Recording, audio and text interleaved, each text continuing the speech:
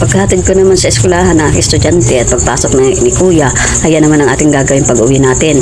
Maglinis na tayo ng bahay habang tulog pa yung ibang kasama natin. Ayan, magwalis-walis na po tayo kahit pa paano. Nakapag-init na rin pa ako ng tubig dyan habang nagwawalis tayo, nag-init tayo ng tubig dyan. Siyempre may kasamang kulitan habang naglilinis tayo para hindi naman tayo mainit.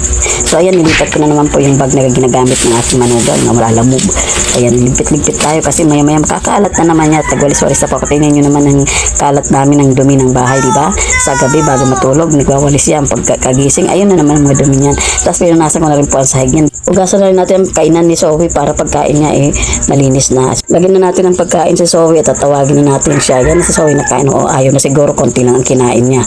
Dumapo naman tayo sa labas at magwalis at maulang kagabi. Maraming tubig-tubig ang kalsada. Tanggalan natin ang tubig. At yan, naghahanap ako dyan ng basahan. Kumuha na rin tayo dyan ng ating ginger tea. Kaya magkakape na tayo. Total, tapos na tayo maglinis. Kukuha na rin tayo dyan ng basong pagtitimplahan natin kape. Isang piraso lang ang kukunin natin ginger tea kasi tama lang yun. Tapos lagyan na natin siya ng mainit. Bagong kulo yung mainit kaya masarap inumin ang bagong kulo. So ayan po ang aking ginger tea. Upo na po tayo at nang makapagkape na. Tara, kape na po tayo.